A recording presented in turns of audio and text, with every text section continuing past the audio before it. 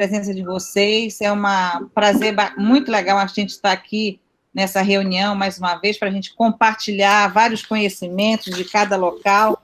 Então, tem sido muito prazeroso esses nossos encontros. E a gente espera que todos nós consigamos aproveitar o máximo possível. Então, Andrei, eu acho que você podia começar a sua apresentação, a apresentação do caso clínico. O André, ele é R2 de ginecologia e obstetrícia, lá do Hospital Universitário Pedro Ernesto, né? Isso. Então, estamos aí à sua disposição já. Claro. Desculpa, vamos estar eu e a Rossana. Eu sou Sigrid, eu sou da Universidade Federal do Amazonas. A Rossana, embora dispensasse apresentações, está aí para ajudar a gente nessa reunião de hoje. Perfeito. Eu vou compartilhar minha tela agora. Só um instante, por favor.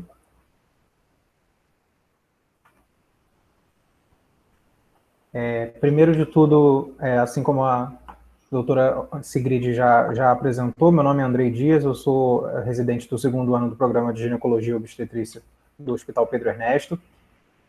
Queria agradecer pelo espaço de compartilhamento de informações. Isso é muito importante nesse período de pandemia que a gente está vivendo, nesse contexto de falta de informações em relação à apresentação da Covid na gestante, né, que é o nosso foco, que é a paciente com as quais nós lidamos. E queria agradecer o convite do professor Nilson, que é o chefe da obstetrícia do Hospital Pedro Ernesto, por pensar em mim para essa responsabilidade de apresentar o caso clínico nessa sessão. Então, iniciando o nosso caso clínico, a paciente MLS, de sexo feminino, de 38 anos, branca, natural de Nova Iguaçu, Rio de Janeiro, residindo em Jacarepaguá, na capital, casada, ajudante de cozinha, e de escolaridade ela tinha um ensino fundamental incompleto. A queixa principal dela era tosse e falta de ar, e ela chega no nosso serviço com uma idade gestacional de 25 semanas e 2 dias pela primeira ultrassom, com uma história gestacional de 4 gestações, 3 partos, sendo 2 vaginais e 1 cesárea. Nenhum abortamento. É uma paciente, então, que chega no nosso serviço transferida de uma outra unidade, com um relato de há 1 mês ter iniciado o quadro de tosse seca, que após 3 semanas evoluiu com dispneia e ortopneia. A tosse nos 5 dias anteriores ao atendimento tinha se tornado produtiva e nesse período ela negava febre, prurido, sudorese noturna ou perda ponderal. No dia 4 de maio ela foi internada na maternidade Leila de Lis, em leito de isolamento respiratório, a princípio como caso suspeito de Covid-19, e foi iniciada então terapêutica com clavulin, o Tamiflu, oseltamivir e azitromicina, que era o que vinha sendo feito no período. Contextualizando, né, essa paciente é uma das pacientes que nós recebemos no nosso serviço na primeira onda de Covid que nós vivemos. Ela, na maternidade de origem, realizou uma tomografia de tórax no dia 5 de maio, onde foi visualizado um processo expansivo com conglomerados linfonodetes no mediastino anterior, determinando compressão do parênquima pulmonar adjacente, indissociável da veia cava superior, uma pequena área de derrame pleural à direita, com componente sisural, e áreas de consolidação e atelectasia em segmentos pulmonares basais bilateralmente, que não eram sugestivos de pneumonia viral. A paciente, então, é transferida para o núcleo perinatal do Hospital Pedro Ernesto, que é uma maternidade de alto risco, para realizar a investigação dessa massa mediastinal. Ela chega no nosso serviço em regular estado geral, vigil, orientada, com necessidade de oxigenoterapia suplementar em baixo fluxo, 3 litros por minuto, não tolerando ficar em ar ambiente. Assim que ela chega na nossa unidade, a gente mantém ela em leito de isolamento, apesar da imagem pulmonar não ser sugestiva de pneumonia viral. E continuando os dados da anamnese, a história patológica pregressa importante que ela apresentava era hipertensão crônica. No momento, ela estava fazendo uso de metildopa, 750 mg por dia.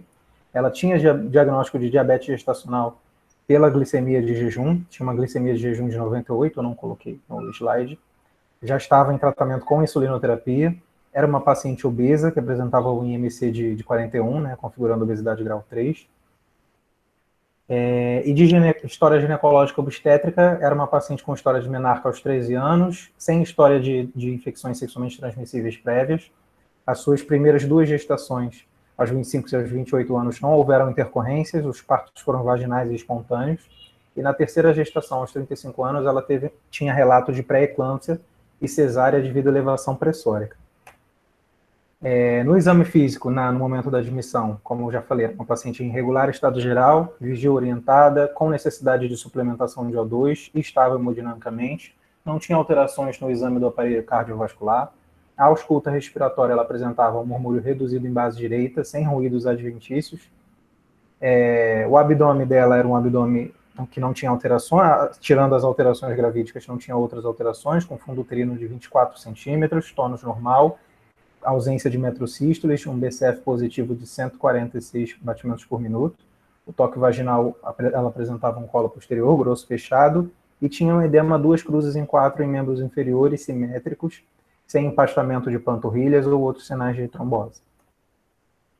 Então, a princípio, a hipótese inicial foi uma massa mediastinal a esclarecer, associada a uma imagem pulmonar, que poderia ser uma pneumonia comunitária, mas mantemos a suspeita de Covid-19 até que o rastreamento com o RT-PCR fosse confirmado. Ela realizou, então, a coleta do RT-PCR na admissão, associada a exames laboratoriais de rotina de hipertensão. A antibiótico-terapia iniciada na instituição de origem foi mantida e nos solicitamos parecer, então, as especialidades da cirurgia torácica, a hematologia e a pneumologia para nos darem auxílio nesse caso, na condução desse caso. Foi iniciada também a anticoagulação profilática devido às comorbidades que a paciente apresentava, além da obesidade, a suspeita de neoplasia e a condição de restrição ao leito.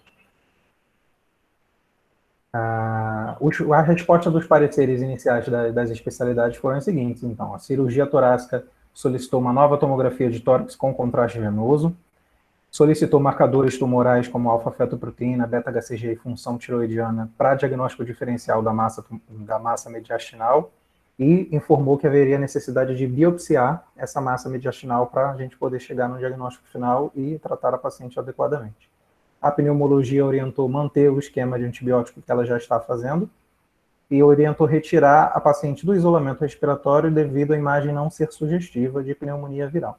Acompanhar a evolução do quadro com marcadores de inflamação sanguínea, VHS-PCR, e solicitou hemocultura. A hematologia iniciou prednisona, 80 mg dia, pensando em uma massa mediastinal de origem neoplásica, solicitou a ecocardiografia transtorácica para a gente afastar causas cardíacas que justificassem essa ortopneia, e aguardou a biópsia da massa que seria realizada mais para frente pela cirurgia torácica. Os exames laboratoriais de início são os seguintes: não tinham grandes alterações, ela tinha leucometria normal, sem desvio, plaquetometria normal, não tinha proteinúria, tanto na proteinúria de 24 horas quanto no spot urinário, o VHS um pouco aumentado, mas que pode ser comum na gravidez, a função tireoidiana normal, enfim, as enzimas hepáticas normais, função renal normal, nada que chamasse muita atenção nesse primeiro momento. A ultrassonografia obstétrica realizada confirmou a idade gestacional, de 24 semanas e 4 dias, era um feto único, sem alterações ao Doppler, um líquido normal e um peso fetal estimado em 1.003 gramas no percentil 90. A ecocardiografia transtorácica veio sem alterações e o primeiro resultado de RT-PCR da paciente foi inconclusivo. Essa é a gasometria de admissão também, a paciente apresentava uma saturação de 96%, isso em uso da suplementação de O2, com uma PO2 de 83,4, sem acidose, sem alcalose. Eu coloquei aqui, não ficou muito centralizado, mas eu coloquei o vídeo da primeira tomografia. Na verdade, é a primeira tomografia que ela realizou no nosso serviço, né? Que mostra as alterações que eu descrevi, que é a massa mediastinal, as consolidações da telectasia em bases pulmonares.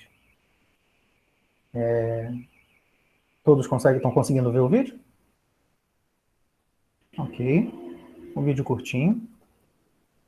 Seguindo, então, o caso da paciente, nova amostra de suave nasal foi coletada no dia 10 de maio, e essa segunda amostra veio não detectada, né? O paciente seguiu fora de isolamento, foi submetida à biópsia de massa mediastinal no dia seguinte, no dia 11 de maio, evoluindo com instabilidade do quadro clínico, mantendo a queixa de ortopneia e dispneia ambiente, exigindo a oxigenoterapia contínua. No dia 17 de maio, então, 6 dias após a biópsia, ela apresentou discreta melhora do padrão respiratório, tolerando algumas horas durante o dia fora da suplementação de O2, mantendo a queixa de ortopneia, e também não conseguiu passar todo o dia sem a suplementação. Passava algumas horas, mas logo depois ficava dispneica e precisava da suplementação. No dia 19, ela apresentou piora da queixa de tosse, da dispneia, a despeito do uso da suplementação de O2. Passou a apresentar uma saturação de 88% mesmo, com um fluxo de oxigênio a 3 litros por minuto. Conseguimos realizar uma nova tomografia de urgência, que além das alterações já descritas, demonstrou infiltrado em vidro fosco periférico bilateral, acometendo 50% do parênquima pulmonar, dessa vez sugerindo pneumonia viral. A paciente foi então encaminhada para a UTI com isolamento respiratório, mantida a dose de corticoterapia que já estava sendo utilizada, a enoxaparina profilática e a antibiótico-terapia foi trocada para tazocin. Nesse mesmo momento, a gente já iniciou corticoide intramuscular para a maturação fetal, pensando num possível desfecho negativo e possibilidade de interrupção da gestação, que foi realizada, cujas doses foram realizadas nos dias 19 e 20 de maio. Nessa época, a paciente com idade gestacional de 27 semanas e 3 dias. Essa imagem, então, da segunda tomografia, que vocês podem ver, a gente já consegue ver alterações do parênquima pulmonar distintas da tomografia no momento da admissão. Alguém vê que principalmente na metade inferior do tórax, as áreas de infiltrado de vidro fosco são mais extensas. No dia 21 de maio, então, a paciente evolui com piora do padrão respiratório, sendo necessária intubação orotraqueal e acoplamento à ventilação mecânica, né? Esse dia foi discutido entre a equipe de terapia intensiva e a equipe de obstetrícia a realização de uma cesárea para melhor adaptação da paciente à prótese ventilatória. Então, a gente submete esse recém-nascido a uma cesárea com 27 semanas e 5 dias, configurando prematuridade extrema. O novo suave nasal foi coletado no dia 20, um dia antes da cesárea, e esse novo suave nasal veio positivo para a COVID-19, para SARS-CoV-2, no caso. O resultado da primeira biópsia mediastinal veio inconclusivo, então a equipe de cirurgia torácica submeteu a paciente a nova biópsia de mediastino no dia seguinte à intubação, no dia 22 de maio, tendo sido realizada congelação no intraoperatório, que veio sugestiva de doença linfoproliferativa. Aí a equipe de hematologia, então, iniciou a quimioterapia com ciclofosfamida no mesmo dia, para tratamento do possível linfoma, associada a dexametasona, 40 mg por 5 dias, e alopurinol para prevenção de síndrome de lise tumoral. No dia 26 de maio, quando completou os 5 dias da dexametasona, a corticoterapia foi trocada para metilprednisolona, na dose de 91,25 mg dia. No dia 28, ela seguiu evoluindo com piora do padrão respiratório, apresentando uma relação ventilação-perfusão de 50, tendo sido necessário início de bloqueador neuromuscular e pronação programada. Foi trocado o esquema antimicrobiano para vancomicina, meropenem e anfotericina B. Ela veio com uma hemocultura positiva para estafilococcus coagulase negativo, sensível às drogas mencionadas. No dia 2 de junho, foi identificada uma nova imagem de consolidação pulmonar em hemitórax direito, em radiografia realizada no leito, e uma área de hiperemia em face sugestiva de celulite, sendo então realizada a troca do esquema antibiótico mais uma vez para levofloxacino, linezolida, Bactrim tendo sido mantida a anfotericina B. A paciente nessa data já estava com necessidade de uso de amina em dose baixa e a metilprednisolona foi titulada para dose de 62,5 mg por dia. No dia 5 de junho foi necessária a hemotransfusão de um concentrado de hemácia para otimizar a oxigenação da paciente e iniciada a terapia com óxido nítrico inalatório. O laudo histopatológico, então, da segunda biópsia de massa mediastinal confirmou doença de Hodgkin, tipo esclerose nodular.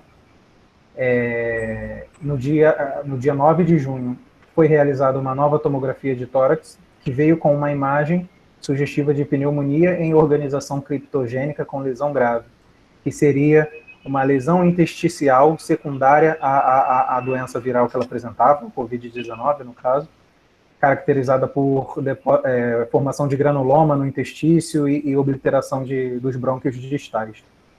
Foi feita pulsoterapia por 3 dias na tentativa de melhora da lesão pulmonar e trocado a antibiótico-terapia para polimixina B, meropenem, amicacina e voriconazol. No dia 12 de junho, a paciente permanece evoluindo com piora do padrão respiratório, apresentando uma APF de 33, com necessidade crescente de aminas vasoativas, sendo identificados, então, falência pulmonar e hemodinâmica renal. Importante ressaltar que, né, nos últimos 5 dias, a paciente já estava com necessidade de hemodiálise diária. Nessa data foram iniciadas as medidas de conforto para a paciente devido ao quadro gravíssimo, e no dia seguinte, 13 de junho, com 39 dias de internação, 25 dias de UTI e 23 dias de puerpério, a paciente evolui para óbito. Eu vou colocar aqui a imagem, então, da última tomografia que ela realizou, que mostra aquela lesão em organização criptogênica, e a gente consegue ter uma ideia da extensão desse acometimento pulmonar que a paciente sofreu. Paciente entubada nessa época, um parênquima pulmonar bem comprometido.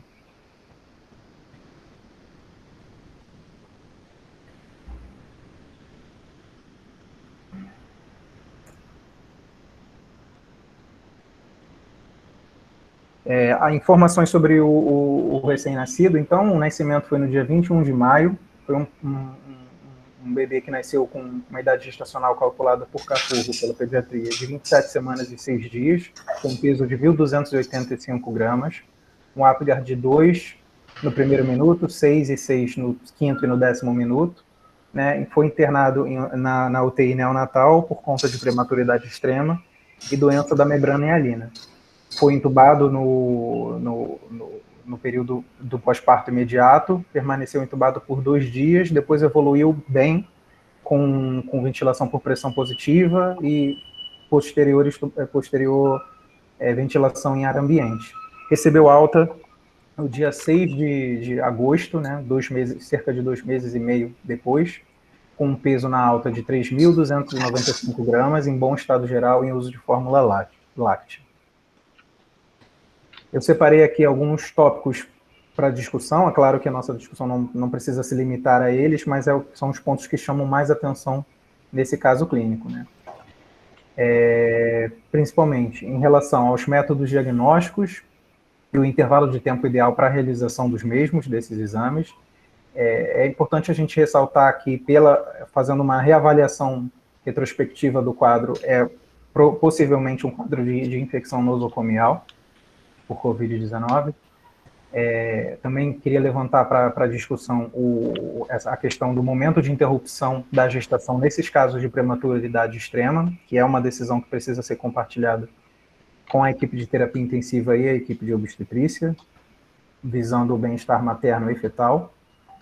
E que coloquei também para a gente discutir a situação que a gente vive cada vez mais frequentemente de ventilação mecânica em gestantes, a possibilidade de manter a gestação por alguns dias, ainda que a paciente esteja ventilada mecanicamente, quanto isso pode ser benéfico para o bebê em termos de manter a gestação por mais alguns dias e conseguir fazer as drogas necessárias para a maturação fetal. E aí eu encerro a apresentação do caso clínico com esse folheto informativo da Organização Mundial da Saúde, né? Estou grávida, como me proteger da Covid-19, e as orientações são as mesmas que para a comunidade geral: distanciamento social, lavagem frequente das mãos, uso de máscara, e não está nesse informativo, que é um pouco antigo, mas agora, de acordo com a norma que foi emitida recentemente, as vacinas passam a ser uma possibilidade também para as nossas pacientes. Queria abrir a reunião para quem quiser comentar, professor Nilson, professora Rossana, Sigrid, se quiserem fazer alguma pergunta, voltar em algum slide específico. Obrigada, Andrei. Excelente a sua apresentação, muito bem didático, achei muito legal mesmo. Eu particularmente, tenho alguma dúvida com relação logo na fase inicial, a gente começando. Essa paciente estava fazendo pré-natal, Andrei? Você sabe informar se ela estava fazendo pré-natal? A paciente estava fazendo pré-natal, não era com a nossa unidade, ela estava fazendo pré-natal, a princípio, numa unidade de baixo risco, aguardando encaminhamento para uma unidade de alto risco devido à história de pré-eclâmpsia anterior e diabetes gestacional. Tá. Eu perguntei isso por quê? Porque, como tem várias pessoas assistindo, eu acho que é bem interessante a gente tentar mostrar, talvez na época que houve essa situação, que foi em abril do ano passado, ou seja, na fase bem inicial do Covid, houve aquela situação de não fazer pré-natal, de a paciente não ter risco e tudo mais, por isso que eu te perguntei. Porque, assim, uma coisa que é muito importante que a gente deixe claro, assim, que o pré-natal a gente tem que oferecer à paciente grávida, tem que garantir essa assistência pré-natal, especialmente ela era uma paciente de risco, porque ela tinha hipertensão crônica, diabética, obesa, ou seja, tem fatores de risco e mais ainda para ficar fazendo pré-natal de maneira adequada, que a gente orienta que haja um espaçamento entre as consultas, ou seja, a paciente tenha um intervalo maior entre as consultas, nesse intervalo ela faça através de teleconsulta para ver como é que está essa paciente, otimizar o exame dela, no dia que ela vai fazer o exame da consulta, ela tem que fazer o exame que for necessário naquele período. Eu acho importante, por quê? Porque nesse caso em específico, se ela estivesse acompanhando no pré-natal, a paciente, quando chegou com vocês, ela já tinha uma queixa há 30 dias de tosse seca. Exato. Né? 20 dias depois, ela já estava com dispneia, ortopneia, tosse produtiva. Então, de repente, se fosse feito o exame naquele momento, a avaliação da paciente para investigar o que poderia estar acontecendo, certamente ajudaria muito a paciente, né? Não deixaria até a dúvida depois que ela internou com relação aos exames. Então, acho que é uma coisa interessante que seja falada para que a gente saiba que realmente hoje a gente tem que realmente oferecer essa assistência pré-natal. Ainda quando ela chegou lá, ela fez uso de oseltamivir. O que a gente tem colocado no nosso manual e como sugestão é que ele seja feito, no caso de síndrome gripal, com início de menos de 48 horas. Então, ela já chegou com mais de 30 dias. Então, talvez fosse uma outra observação que a gente tenha para fazer. Além disso, eu fui colocando algumas observações, tá, André, em cada um, que eu acho que é importante que a gente converse com relação a isso. Na parte do quando ela chegou lá na unidade de vocês, uma coisa que eu achei, ela como eu falei, uma paciente que tinha sinais de alteração já de hipertensão crônica, diabetes, obesidade, então, por si só, ela já era uma paciente de risco, né?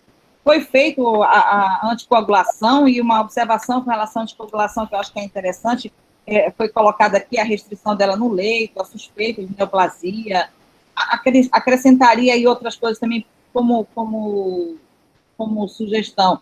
Paciente grávida já tem uma chance muito maior de ter um tromboembolismo, né? A questão da quimioterapia, que justificaria também, o IMC dela, a diabetes, a hipertensão, fatores que realmente foi muito bem direcionada para a anticoagulação.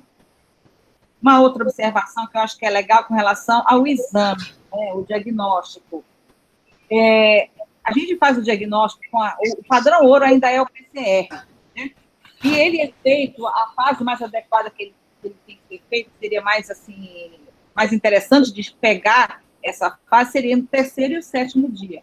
Obviamente, ele pode estar um pouco antes, ainda positivo, já dá positivo, e depois progredir ainda algum tempo dando positivo.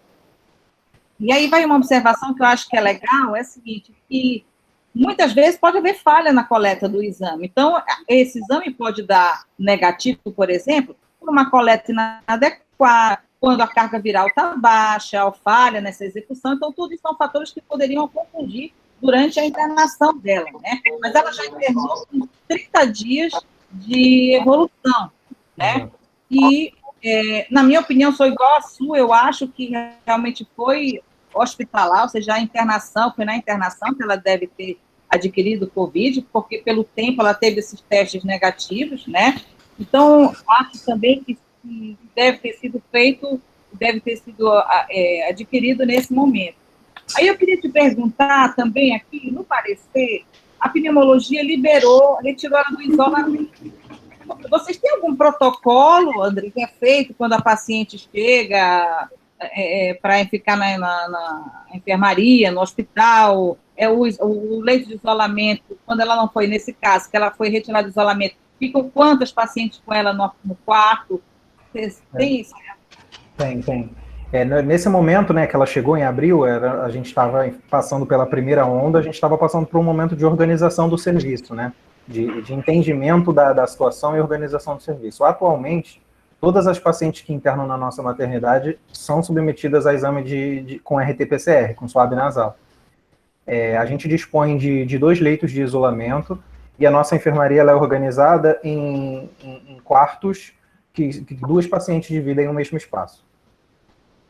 Mas essa paciente em particular, quando ela chegou, devido à necessidade de monitorização e oxigenoterapia, ela foi para o que seria correspondente a uma unidade semi-intensiva que nós temos na nossa maternidade, que é a UCE, que ela pode compartilhar com até outras 2 pacientes. Legal. Isso saiu do isolamento. Ok. Posso acrescentar? Claro. Pois não, professor Nilson. Nós escolhemos a gente abordar esse caso, exatamente. A gente tem alguns casos, né, de sucesso, né? Mas esse caso nós achamos mais interessante, que é um caso que tinha outras intercorrências e que também estava num período inicial da pandemia, né? Então a gente estava se adequando, né, realizando os protocolos, né, as condutas, até as próprias UTIs, né, específicas para a Covid também estavam se adaptando. Então, nossas condutas no ano passado, né, no início da pandemia, hoje em dia seriam diferentes daquelas condutas, não só da parte do ponto de vista obstétrico, quanto do ponto de vista clínico também, né? A assistência ao paciente com a infecção com Covid mudou muito, né, nesse período. Então, nós trouxemos esse caso, que é um caso assim, que nos trouxe assim, muita tristeza em relação à evolução, mas que traz um material bom para a gente discutir e conversar sobre esse assunto, né? Em relação ao pré-natal, né, naquela época, a gente não tinha ainda nem planejamento de como seria a assistência dessas pacientes no pré-natal, né? Estava bem no início, né? Então, e na verdade, nós não chegamos nem a fazer essa assistência. Mas isso mostra, o caso dela mostra a dificuldade que se tem dentro do sistema dessas pacientes que necessitam de uma assistência terciária chegarem rapidamente ao sistema terciário, né? Está certíssimo, professor Nilson. Realmente, nessa fase inicial, todo mundo ficou perdido. E a gente tem tantas dúvidas até hoje, porque é uma doença que cada dia, você fala uma coisa num dia, no outro dia já mudou. Então, assim, eu achei brilhante esse caso, achei brilhante. Inclusive, quando eu vi a data, eu achei muito interessante, que é para poder ver o que se estudou dessa época para cá, o que mudou. Achei muito boa mesmo, muito boa essa história. Rossana, não sei se você quer colocar alguma outra coisa, Rossana? Eu gostei muito do caso também, porque eu acho que dá uma oportunidade para a gente de olhar outros pontos e como o senhor colocou, às vezes a gente pensa, né, tem muito lugar que ainda está se organizando, porque se a gente olha, os centros maiores estão convivendo com a Covid há mais tempo do que os centros menores, né? Em São Paulo, a gente vê uma interiorização da pandemia muito maior agora na segunda onda do que na primeira. Então, acho que é bem interessante mesmo a gente ter a oportunidade de discutir. Uma única coisa que eu me perdi um pouquinho aqui, eu vi que vocês falaram que quando ela saiu do isolamento, né, ela chegou a ficar num quarto com outras pessoas. Neste quarto onde tinham as outras pessoas, mais alguém positivou para Covid? Vocês chegaram a seguir? Não. A gente não teve outra paciente positiva nessa época, não. Porque uma coisa que chama bastante atenção, eu sei que a Sigrid já até colocou, né? Ela tem uma história muito arrastada. Dá para a gente a impressão de que ela pode ter contraído o Covid durante a internação, né? Até porque ela tem uma tomo normal, tem 2 PCRs normais, e depois ela passa a ter a tomo alterada e o PCR passa a ser positivo. Se a gente colocar assim temporalmente na doença, a gente vê que geralmente o PCR vai dar positivo ali do 3º ao 7º dia, podendo chegar até o 10º, né? E quando a gente pensa o tempo de internação, já tinha passado isso, né? Então, eu perguntei isso porque eu acho que tem um alerta importantíssimo para a gente fazer aqui, que é o fato de que a gente precisa fazer triagem das nossas pacientes, né? Que seja uma triagem clínica, mas que seja, ou então, se possível, uma triagem com PCR. No nosso manual, a gente fala da importância da triagem, porque quando a gente observa, a gente vê que tem um número significativo de pessoas que, sim, acaba contraindo a Covid no ambiente hospitalar, né? E isso não às vezes não é ninguém nem no quarto, né? Às vezes por exemplo, alguém que foi atender um outro paciente, entrou naquele quarto. Então, acho que a gente tem milhares de cuidados para a gente ter com os casos, né? E que alerta muito. Fiquei com um pouquinho de dúvida. Sigrid, você quer falar alguma coisa mais em relação ao exame, ao isolamento? Isso, eu acho que é interessante só complementar o que a gente colocou. Primeiro, em todas as pacientes sintomáticas, obviamente, a gente vai fazer o RT-qPCR, né? Nas assintomáticas, a gente preconizou, a ideia que nós tivemos foi que, naqueles locais em que é possível o resultado do PCR de 2 a 7 dias, paciente que vai internar por alguma causa obstétrica ou um controle clínico de alguma situação, que ela faça 3 dias, ou 3 dias antes da cesariana, que ela faça o RT-PCR, testar essa paciente, né? E naqueles locais que são de difícil acesso, que não tenham a possibilidade de fazer o RT-PCR, que a gente faça pelo menos um teste rápido, em torno de 37, 38 semanas. Eu acho que isso é bem legal, porque a gente consegue, e aí pode perguntar assim, mas por que essas pacientes assintomáticas? Porque a gente sabe que em torno de 17% dessas pacientes, elas podem ter a doença de maneira assintomática, e a gente conseguir pegar nessa fase. Se a gente consegue pegar nessa fase, a gente já vai conseguir ajudar bastante a evolução dessa paciente e os cuidados com o isolamento, né? Recomenda que o isolamento, e se essa não tiver, eu acho que dar uma condição, que pelo menos ela fica ali numa situação de corte, esperando o resultado do exame, para que a gente não tenha essa situação. A orientação, inclusive, dos acompanhantes, que tem que ter cuidado, que a gente vê que às vezes a paciente está com acompanhante que fica circulando sem nenhum cuidado no hospital. Então, acho que são detalhes importantes, né, em relação a isso. Atualmente, né, todas as pacientes que internam são rastreadas e as que estão sendo programadas, elas fazem exame ambulatorialmente, né? Na época, a gente rastreava apenas as pacientes sintomáticas. Agora não, agora todas as pacientes internam e as pacientes que vão internar eletivamente fazem previamente o exame. Beleza, excelente. Eu queria avançar um pouquinho, tudo bem, Sigrid? Ótimo. Sigrid, André? Eu queria avançar um pouquinho na discussão do momento que se iniciou a quimioterapia, né? Queria saber um pouquinho o que o pessoal da Hemato pensou, porque quando a gente inicia a quimioterapia, tem um risco grande de lise tumoral, eu vi que houve uma preocupação com isso, né?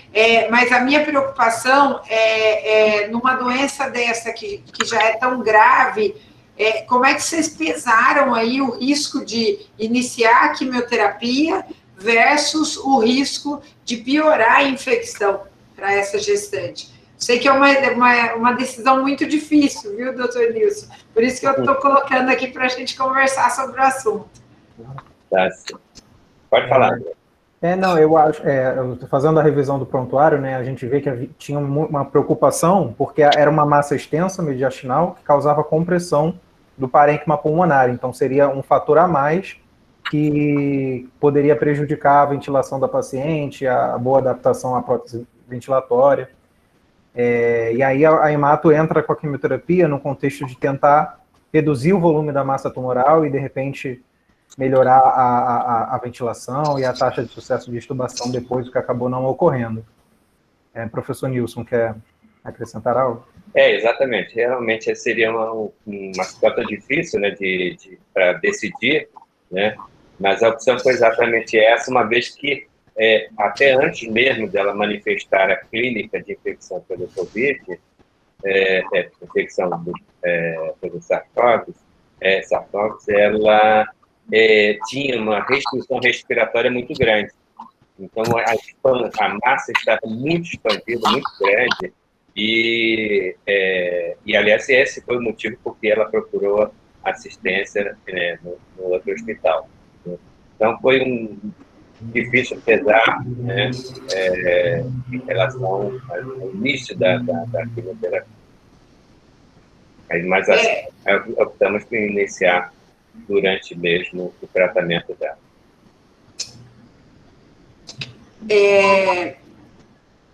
Eu vou dar, aí é minha opinião pessoal, mas do médico do dia seguinte, né? O que é sempre é o que a gente não gosta de fazer e não gosta que façam com a gente. Mas eu acho que numa situação dessa, a gente tem que considerar muito se vale a pena mesmo entrar com a quimioterapia, né? Eu, pessoalmente, não teria entrado, né? Não acho que entrar com a quimioterapia seja o que foi responsável pelo desfecho, porque nós estamos lidando com uma doença que tem uma mortalidade enorme, né? Mas uma das coisas que a gente tem visto, e aí eu vou falar um pouquinho da experiência que a gente tem aqui no Hospital das Clínicas, os pacientes oncológicos têm tido um resultado muito ruim, especialmente aqueles que estão em quimioterapia. Né? Às vezes a pessoa acaba pegando o Covid e fez a quimioterapia há pouco tempo, então acho que vale a pena a gente chamar a atenção para essa situação. Né? Um outro ponto que vocês até colocaram, né, para a gente discutir, né? Volta um pouquinho o slide só para os pontos de discussão, para todo mundo poder ver e para a gente também poder ir se olhando nisso, né? Então, a indicação da interrupção da gestação em casos de prematuridade extrema. Uma coisa que eu posso tá colocando para vocês, né, é que de onde vem a história da interrupção da gestação quando a gente tem uma situação de uma alteração pulmonar ou até cardíaca, né? Nas outras doenças, sempre foi advogado que o fato da gente fazer a interrupção da gestação poderia melhorar a mecânica pulmonar e, por isso, muitas vezes se indica essa interrupção da gestação. É uma situação que sempre foi seguida assim, né? E que o que a gente tem visto é que o Covid, ele coloca mais um problema nessa situação, que é o seguinte, que é o fato de que no Covid, a gente, quando faz uma cirurgia em alguém que não é gestante, a gente aumenta muito a morbidade e a mortalidade. E por que isso? Porque uma cirurgia leva a uma alteração inflamatória importante. E ao realizar uma cirurgia, a gente pode piorar o quadro inflamatório do paciente. E, às vezes, a gente banaliza, mas a cesárea é uma cirurgia, com toda a situação inflamatória que a gente tem numa cesárea. Então, a tendência hoje tem sido evitar a resolução da gestação. Então, em que situação a gente resolve a gestação? Se a gente tiver sofrimento fetal. Se a gente não tiver sofrimento fetal, ou trabalho de parto, né? Ninguém vai inibir um trabalho de parto numa gestante com Covid, muito mais numa situação grave, mas a gente tem trabalhado no intuito de evitar ao máximo a indicação dessa resolução, porque o que a gente tem percebido é que a evolução desses pacientes é pior quando a gente indica a resolução da gestação. Não sei se vocês mudaram alguma coisa aí, e aí a gente já pode até ir para o outro ponto, né, que é da ventilação mecânica em gestante. Não sei o que vocês gostariam de estar discutindo sobre isso. Queria ouvir a opinião de vocês. Uhum. A grande dificuldade que se tem nessa situação é como acontece na nossa instituição, em que o CTI COVID é em outro bloco do hospital, é uma outra unidade, né? Então, a unidade é do intensivista e não do obstetra. Então, essa paciente não está ali sendo acompanhada diariamente pelo obstetra. Então, é claro que a gente vai lá examinar, né, mas a paciente, praticamente, ela é acompanhada pelo intensivista. E a pressão, né, como eu sempre digo, quando uma paciente vai para o CTI, entendeu? Se ela tem neném, eles querem que tire o neném. E se ela tem útero, tem que tirar o útero. Então, essa é a rotina do intensivista. Então, é uma situação que é crítica de negociar, de conversar, né? E acho que esse distanciamento que a gente tem da unidade obstétrica para as unidades do Covid trazem uma certa dificuldade nesse manejo. Tá? Mas a ideia será da gente tentar manter as gestações no máximo que a gente puder, não havendo, né, sofrimento fetal. Doutor Nilson, o senhor está falando, acho que uma das coisas mais importantes que tem, e no meu pensamento, a gente tem discutido isso bastante no grupo, né, Sigrid? Uma das coisas que a gente precisa mudar é que a gente não pode ter só um intensivista cuidando da gestante. Tem que ser uma UTI onde a gente tem um intensivista e um obstetra junto. Por quê?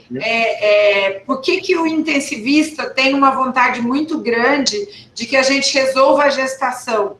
E aí tem mais uma falha que a gente tem. No pensamento das pessoas, após o parto, a gestante volta ao status pré-gravídico. E a gente que trabalha com obstetrícia sabe que não. Tanto que tem o puerpério, que são 42 dias.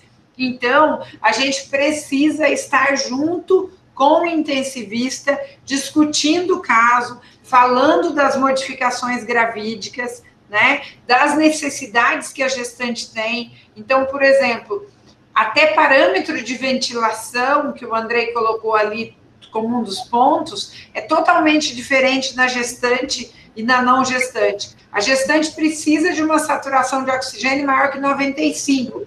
Por quê? Senão o feto não vai conseguir levar o oxigênio para ele. E ela precisa de uma PCO2 na gasoarterial menor que 45. Por quê? Porque senão o feto não vai conseguir passar o CO2 dele para a mãe. Então, ele não consegue expelir o CO2. Então, você já começa por essa situação. E aí, olha a encrenca que a gente tem. Na própria modificação gravídica, para manter um PCO2 mais baixo e favorecer o feto, a gestante faz uma taquipneia. Por isso é que quando a gente olha a gestante e compara a gestante com não gestante, a gestante tem uma frequência respiratória muito maior do que a não gestante. E com isso, conhecendo essas diferenças que a gente vê, é assim que a gente consegue dar um cuidado melhor para a gestante puérpera. E a gente precisa ter mais oportunidades, e aí eu estou indo além do Covid, né? A gente está falando agora de morte materna, a gente precisa de uma oportunidade para que a gente tenha mais UTIs voltadas para a obstetrícia e para puerpério, e UTIs essas onde a gente tem o intensivista e o obstetra junto, porque senão a gente não vai reduzir mortalidade materna. Né? Então, eu achei sensacional a fala do senhor, porque é isso mesmo. Né? E a pressão é enorme, né, para que a gente resolva a gestação. São brigas que a gente compra, né? Exato. Inclusive, professora Rossana, Nilson, Sigrid, eu coloquei isso nesse terceiro tópico, ventilação mecânica e gestação, assim, mais amplo, porque eu queria justamente compartilhar e ouvir um pouco da experiência de vocês, porque, como o professor Nilson falou, existe uma pressão da equipe de terapia intensiva, principalmente nas pacientes que são submetidas à intubação, de que a gestação seja resolvida prontamente, né? E eu, assim, cheguei a pesquisar na literatura alguns poucos relatos de casos de gestantes com Covid que tiveram necessidade de ventilação mecânica, com desfechos positivos, sem que a gestação precisasse ser resolvida. Então, eu queria, de repente, que vocês compartilhassem a experiência de vocês com gestantes que precisaram ser submetidas à intubação e à ventilação mecânica e que foi optado pela equipe pela manutenção da gestação. Andrei, eu vou falar da experiência aqui do Hospital das Clínicas, né? Do começo da pandemia até agora, a gente já teve 133 gestantes internadas em UTI. Tá? No primeiro momento, a gente sim interrompia a gestação, tá? Exatamente nesse pensamento. E a partir de junho do ano passado, a gente passou a interromper só com indicação fetal. Tá? A gente teve, até julho do ano passado, nós tivemos 8 mortes maternas, tá? Que dá... nós tínhamos uma UTI, aqui no HC a gente chegou a ter 25 unidades de terapia intensiva diferentes, tá? Porque a gente tem trabalhado com mais de 200 leitos de UTI Covid. Então, a gente chegou a ter uma coisa que é bem difícil, imagina a pressão de 10 UTIs diferentes para você resolver a gestação, né? E a gente passou a resistir bravamente, porque a gente acreditava que não devia resolver. E aí, a partir de janeiro deste ano, a gente passou a ter uma UTI com 12 leitos, que é preferencial para gestantes, né, onde atua o intensivista e o obstetra 24 horas por dia. Tá? O resultado nesta UTI... São 57 gestantes que já entraram nessa UTI nova e a gente tem uma morte materna.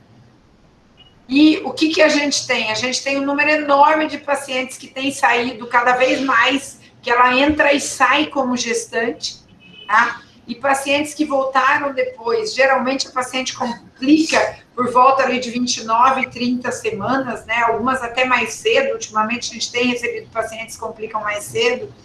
E essas pacientes tiveram alta e continuaram em acompanhamento pré-natal com a gente, e o parto foi feito no termo, em 38, 39 semanas, parto normal, com todo o direito à humanização que a gestante tem, né? Então, a gente tem uma convicção muito grande de que a gente consegue, sim, fazer essa situação.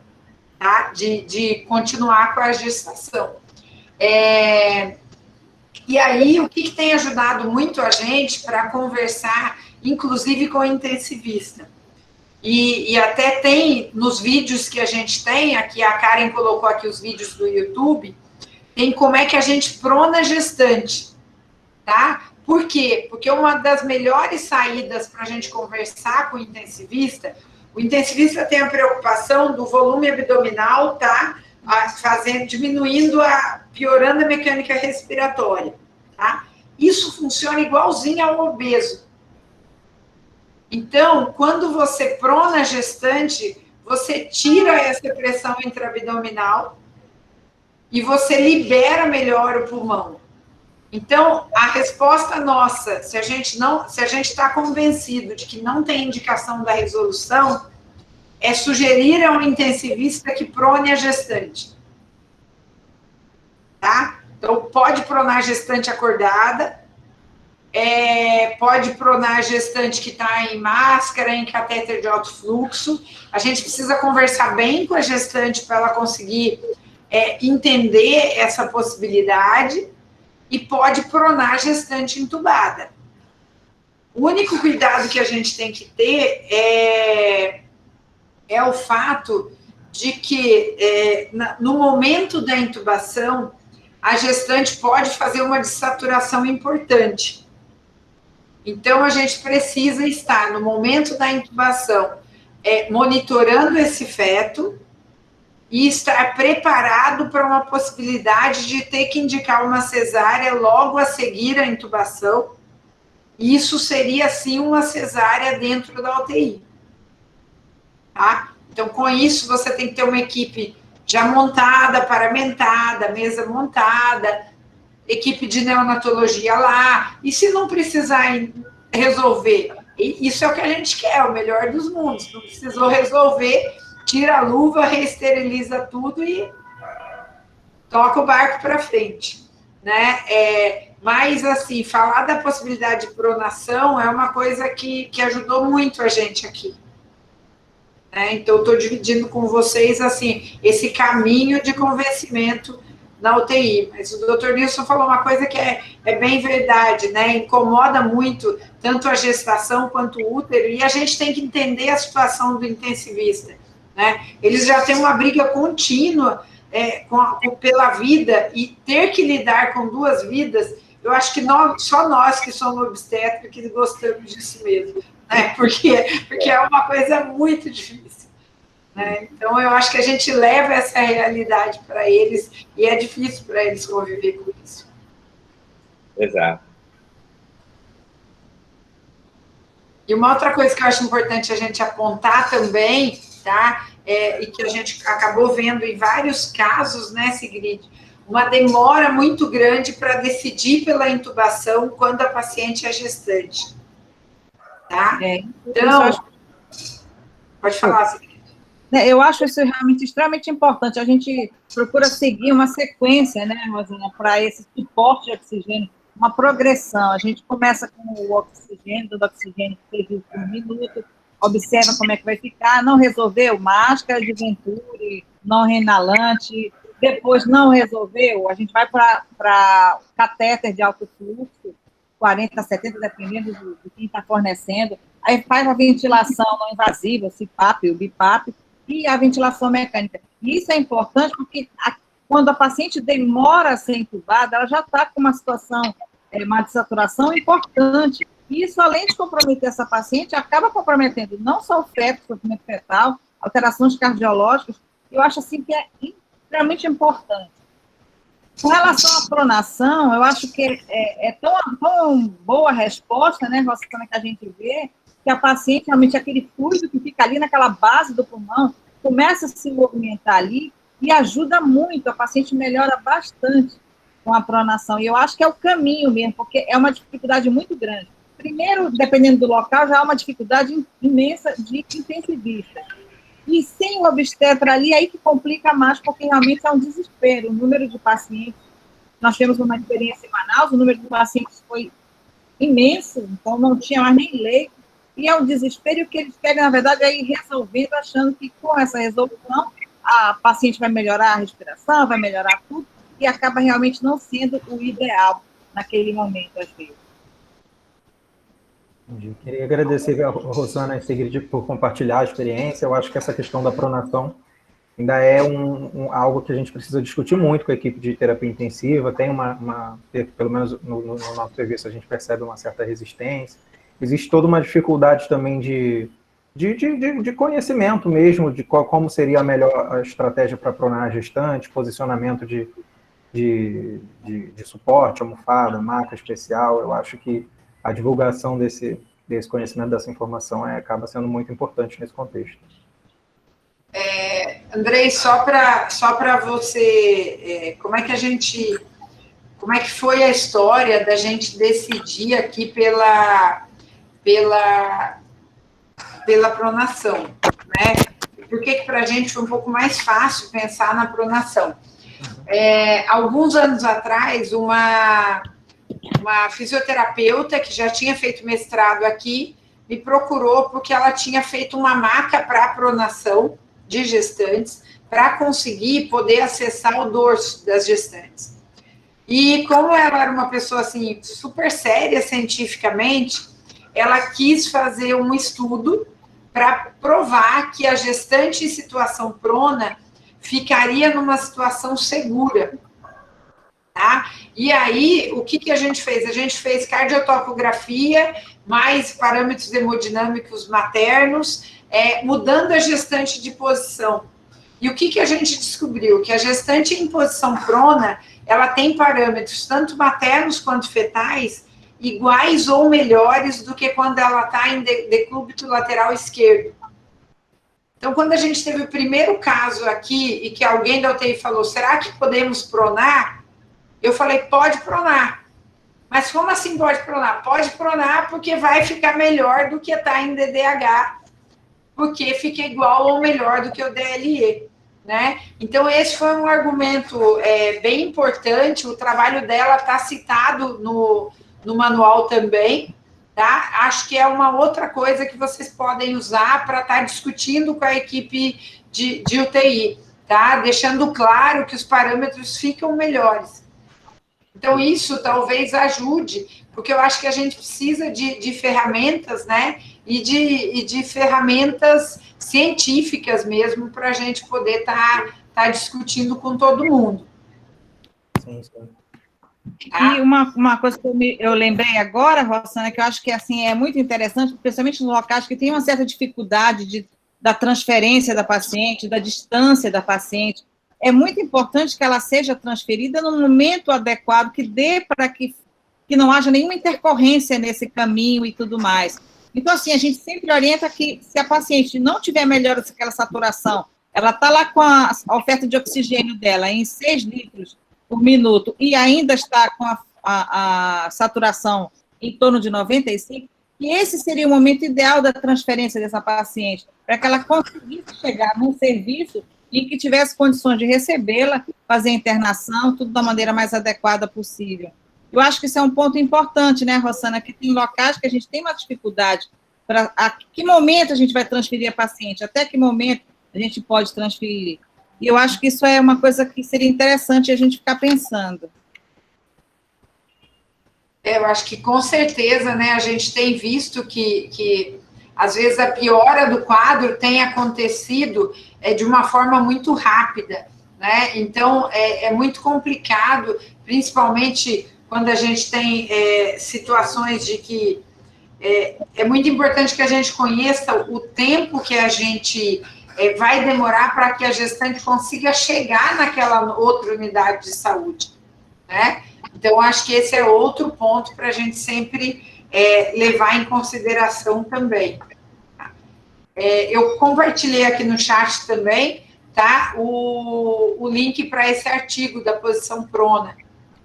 Eu acho que pode ajudar. E compartilhei com vocês também aqui um observatório que a gente fez, que eu fiz junto com uma professora de estatística, um aluno de estatística da Federal do Espírito Santo, que é um observatório obstétrico que permite que as pessoas façam análises do banco de dados do CIVEP Gripe, tá? Tem a atualização semanal, para a gente poder ver como é que está a situação de mortalidade, acesso à UTI, todos os itens que tem no CIVEP Gripe, como está essa situação no Brasil, tá? Dá para escolher por estado, por município, que eu acho que são coisas interessantes também para a gente conhecer um pouco mais. E a Karen, a Fernanda, que também é do grupo, está compartilhando aqui, né? Que a Karen compartilhou aqui o vídeo de como que a gente prona gestante.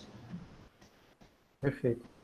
Tá? Eu acho isso muito legal, esse observatório. Achei, assim, fantástico, Rossana. Muito bom mesmo. Eu acho que é uma forma que a gente tem, né, de dar visibilidade aos dados. Acho que a gente precisa enxergar o tamanho do nosso problema, né, Sigrid? Sim, sem dúvida. E queria dizer para vocês que a foto da gestante que está no manual do Ministério da Saúde é uma gestante que ela aceitou ser fotografada para a gente no dia que ela estava de alta na enfermaria, mas é uma gestante que foi pronada enquanto estava na UTI. Tá? E a gente mostra ela tendo alta, no momento da alta ela está com mais de 32 semanas e ela foi pronada na UTI quando tinha 30 semanas. Então, acho que a gente tem uma tranquilidade muito grande nessa pronação. Verdade. Nós já estamos estourando o nosso tempo e quero saber se alguém tem alguma pergunta para fazer, alguma outra coisa que a gente possa ajudar vocês. Então, só queria encerrar... Desculpa, Rossana, pode falar. Não, queria saber se alguém quer compartilhar alguma coisa, algum caso, alguma dúvida, algum ponto. Tudo bem, gente? Então, vai lá, seguinte. Então, eu queria só, antes de encerrar, passar para vocês, que eu acho que é uma informação bem importante, essa nota técnica que saiu com relação à vacinação na gravidez, e que eu acho que é bem legal. O que ficou? Eu vou dar uma resumida rápida. Na verdade, o que ficou preconizado é que é recomendado a vacinação na gestante, pertencente aos grupos prioritários, que elas fiquem no grupo prioritário, principalmente aquelas que têm fator de risco, as comorbidades, né? A mulher pode optar por não vacinar, a gente vai dar apoio à decisão dessa paciente, a gente conversa com ela dos riscos, da situação, da parte científica, do que orientá-la como um todo, e ela decide, mas que a gente orienta que seja realmente a recomendação para que seja feita a vacinação dessa gestante. Então, acho que isso é uma coisa, é um ganho bem legal, que é importante que a gente compartilhe com vocês. E agradecer muito por vocês estarem participando, por essa troca de conhecimentos. É sempre muito legal a gente trocar conhecimentos aí. Eu acho que tem valido muito a pena. A mostrar para vocês, já foi colocado, a Karen já colocou o nosso manual de recomendações. Acho que é um guia legal, está sendo sempre atualizado, então acho que é muito legal, um direcionamento, né, de situações que a gente conseguiu colocar resumidamente nesse manual. Agradecer a Rossana. Rossana, é sempre um prazer estar contigo, eu fico super tranquila quando eu estou com a Rossana, que a Rossana sabe pra caramba, a gente fica tranquila quando está com alguém do lado assim, né, Andrei? Agradecer ao Andrei pela apresentação, ao doutor Nilson pela presença, ao pessoal do Ministério da Saúde, a Karen, que eu vivo enchendo o saco dela, mas é gente boa, Karen. E aí, Rossana, fica com você aí o seu final. Não, gente, é só um agradecimento, né? Nessa doença eu acho que está todo mundo aprendendo e é muito importante a gente compartilhar para a gente aprender junto e se fortalecer junto para a gente conseguir prestar melhor assistência para as nossas gestantes e puérperas. Sigrid, obrigada pela parceria, né? A todo o grupo que tem trabalhado por esse manual, para que a gente consiga realmente melhorar a situação, que se vocês derem uma olhadinha no observatório, a situação está grave, tá bom? Então é isso, gente. Boa tarde para todos. Vou registrar a presença da Fernanda. Obrigada, Fernanda, pela presença. Não sei se tem algum outro componente do grupo aqui, mas eu acho que eu vi a Fernanda. Fernanda tá. Estou aqui de sombra hoje. Bem, um abraço, gente, todo mundo. Obrigada pela participação. Tchau, gente. Obrigada, gente. Boa tarde. Tchau, obrigada.